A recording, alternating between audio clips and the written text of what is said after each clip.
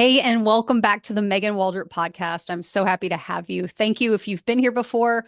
Thank you for being here. I know you could be anywhere, and I really, truly cherish this time that we have together each week. And if you're new here, welcome. Pull a seat up at our table. There's always room for more people. We're stoked to have you and to hear more about like what's your vibe? What do you believe? What really resonates with you to help you feel more connected to just the simple joys in life every day? I mean, there's so many beautiful things that we have going on around us, and to be able to really notice them is such a gift. And that really belongs or begins with being able to connect with ourselves, with our inner selves, our inner guide, the divine nature, the one consciousness, the universe, whatever that is for you.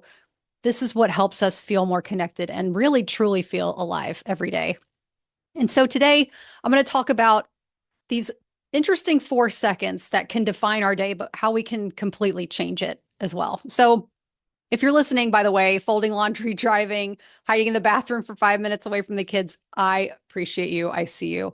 And we're going to talk about something that changed everything for me. It's why stress isn't a personal failure. It's actually a human brain trying to keep us safe. We're going to get into that. Why you can't think your way into calm, and how you can actually train your body into calm, and how your nervous system has been running the show behind the scenes. And hopefully by the end, you'll feel a little lighter and take this in your pocket that you can use at any time. So, a little background for me: I've been studying spirituality and self development for probably 14 years now. And, I've had my practices. I would practice yoga every morning and meditation. I've gotten more serious into my meditation in the last several years. And at the beginning, I was very, very serious about it. And then for about, 10 years, it was on and off. But, I was doing the things. I was eating the good food. I was exercising to the best of my ability.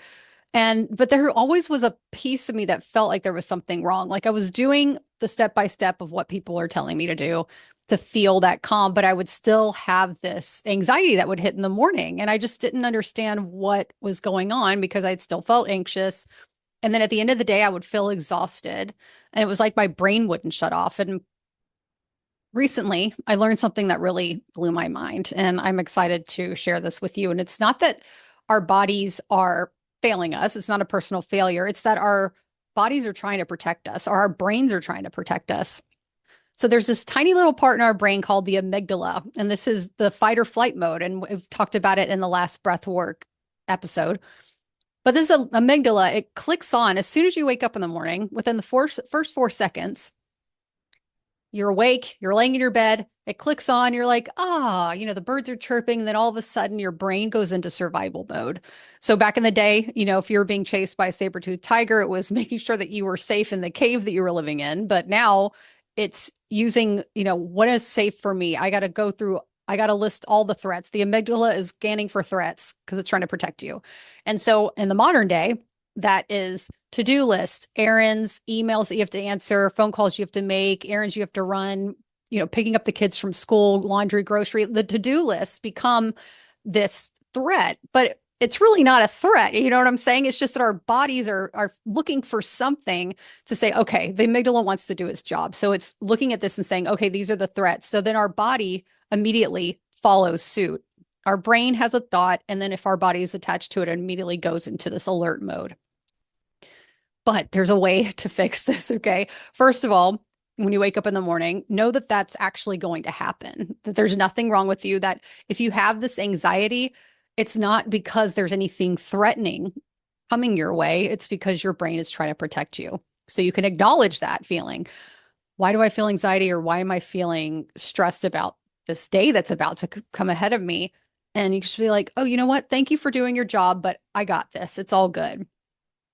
And it's interesting because when we go along with the amygdala, when we're not really aware of what's happening, it can feel like every day feels the exact same because the amygdala is going back to what it knows. It goes back to the familiar. It was like, well, yesterday, this is what we had to do. And so it's trying to, pace out your day so there's no surprises that can, threaten you.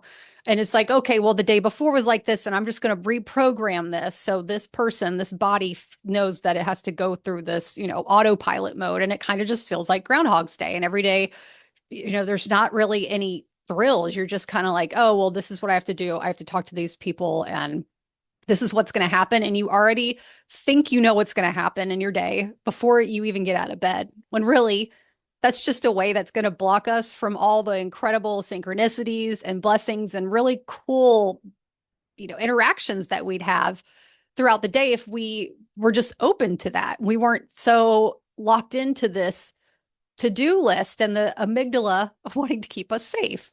So, thank you, amygdala, for wanting to keep us safe, but we got this.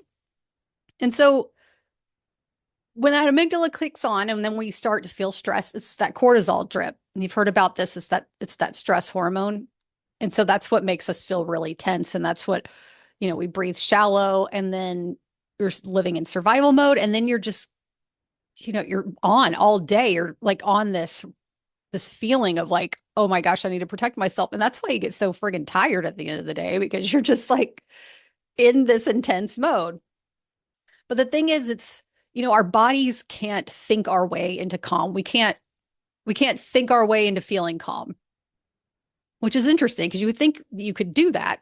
You would think that you can, but we need physical cues, and breath work is a great way to do this. But I've also thought about this morning, and I wanted to share this new one with you because I woke up this morning and I had that feeling and I have this awareness of the amygdala, but I was still kind of feeling tense. And I said, well, how am I going to register? I was doing some breath work, but also how can I also share a way that would be helpful to teach our bodies that it's safe? Because sure, breath can cue our bodies to feel safe, but what does it mean to actually feel safe in our bodies?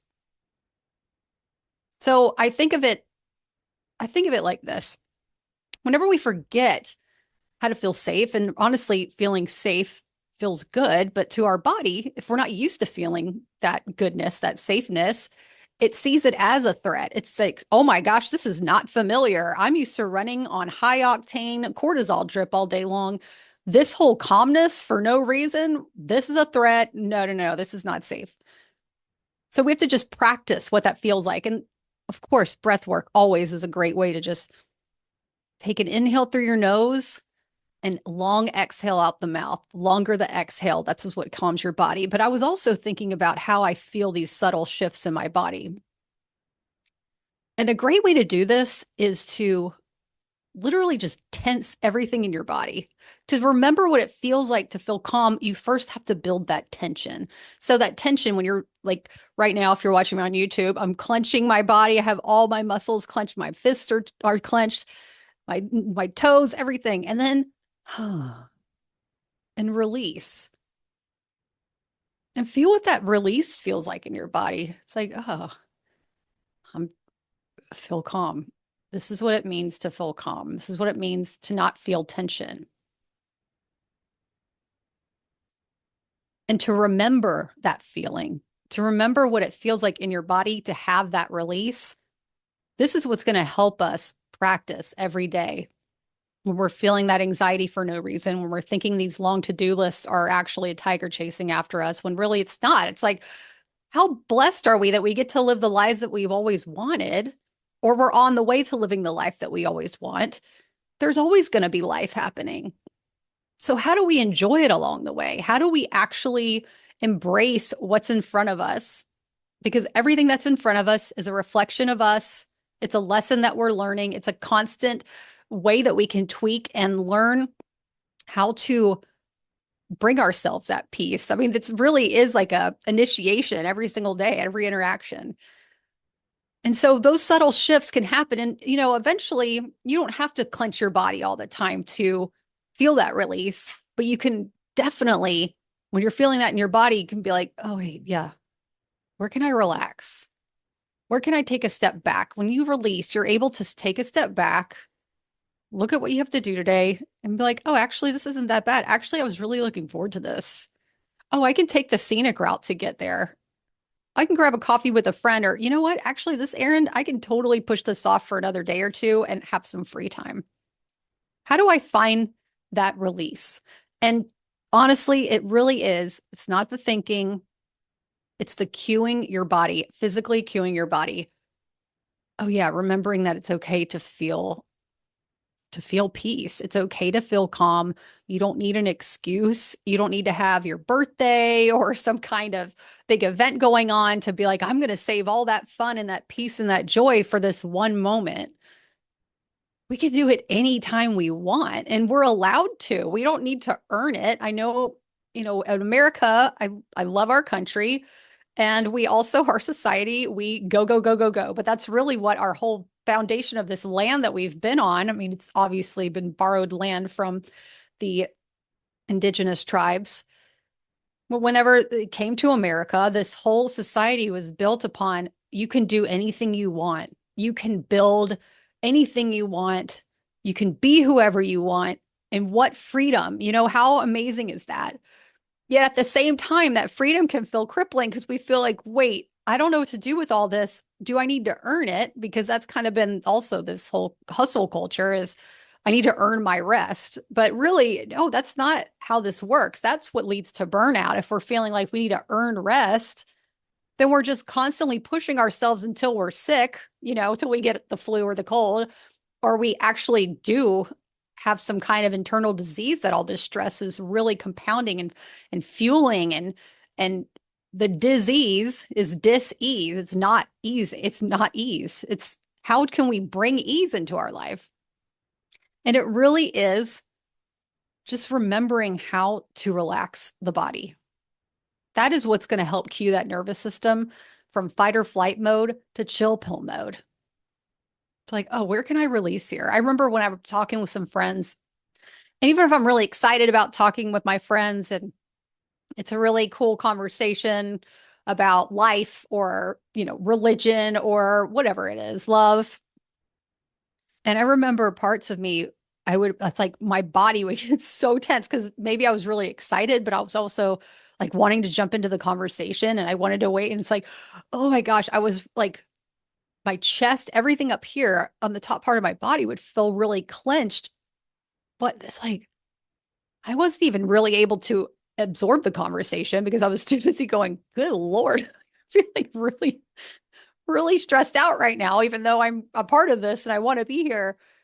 And then being able to just like relax into it really was a game changer. It gave me a new perspective, but it also made me enjoy it more because then I didn't feel like I was, having to hurry up and jump in the conversation or, you know, participate anyway. I could just witness it. And that's what it's all about is being able to have, if you feel that tension rising, know that you can have that release anytime that you want. And it's just remembering how to release it, how to launch that parachute, how to take that chill pill.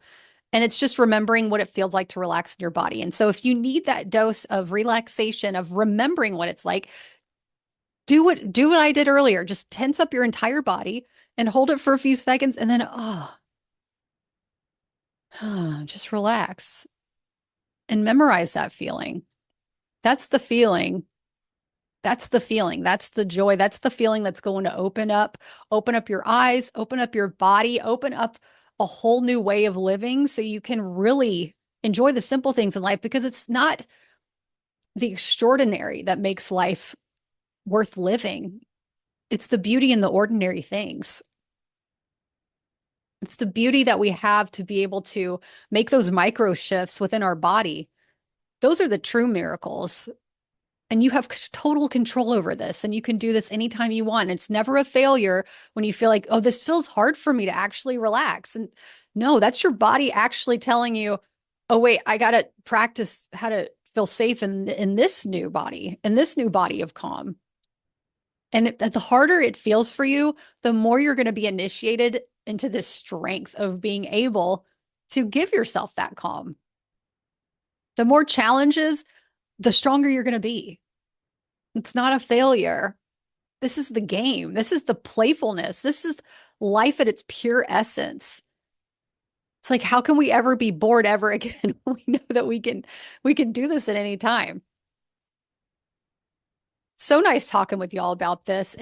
I'd love to hear if this hit for you. And I'm going to dive into this more for the workshop that I have. It's a live workshop coming out on February 17th called the Portable Wellness Toolkit. It's going to be February 17th, Tuesday at 11 a.m. And yes, that is the Lunar New Year on purpose, because what a beautiful time to set these cosmic intentions, this way to really deeply connect with your spiritual self and to learn how to bring it along with you anywhere, anytime, from home, office, in the car, in the grocery store line. And these are practices that I do for myself that keep me literally sane. I mean, this is what I do to feel more grounded.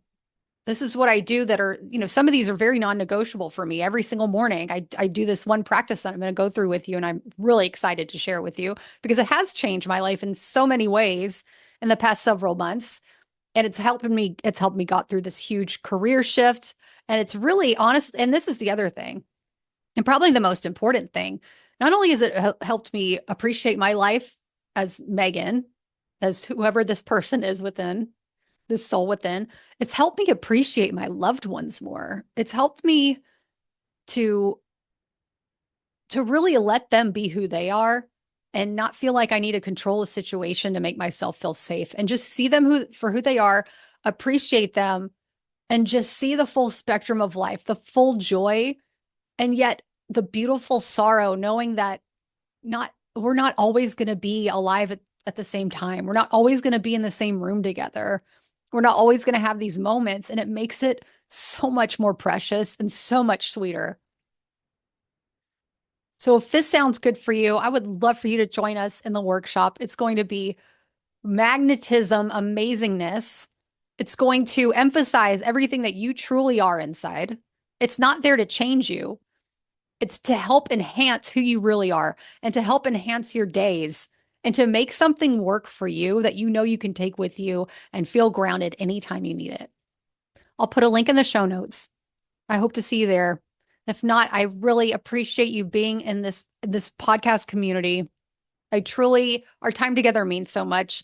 And if anything hits ever, please email me at support@meganwaldrop.com. Please leave a review. If you leave a few sentences on Apple, that will help this podcast reach other people. It will be such a huge gift. And you could also join my newsletter, which will be linked below as well, because I'd love to stay in touch with you. I'd love to continue to have these conversations because where else can we just be ourselves and just have these real conversations about, what it's like to just go along this journey together. I'm not a guru. I've said this before. I'm not here to teach you. And I know things. I'm here to share and reflect and to really pick out the beauty of life that we all go through, and for us to really dive in and to really embrace all those blessings and those miracles that we have every day that are just around us all the time. And we're just, how do we open ourselves up to really notice them more? And that's what we're going to talk more about in the workshop on Tuesday, February 17th, 11 a.m. Eastern Standard Time. I hope to see you there. And until then, I hope you all take care, and I can't wait to see you next week. Bye. Feeling calm and safe in our body and nervous system is how we define success in 2026. And it shows in how we care for ourselves and the people we love. Kent Safety Products makes flotation gear that gives both recreational and professional boaters peace of mind on the water. So whether it's a family day out or a long day on the job, you can focus on the breeze, the waves, and the moments that matter. Because safety is freedom. Freedom is calm. And calm lets your energy flow where it matters most. Visit KentSafetyProducts.com to learn more. That's KentSafetyProducts.com.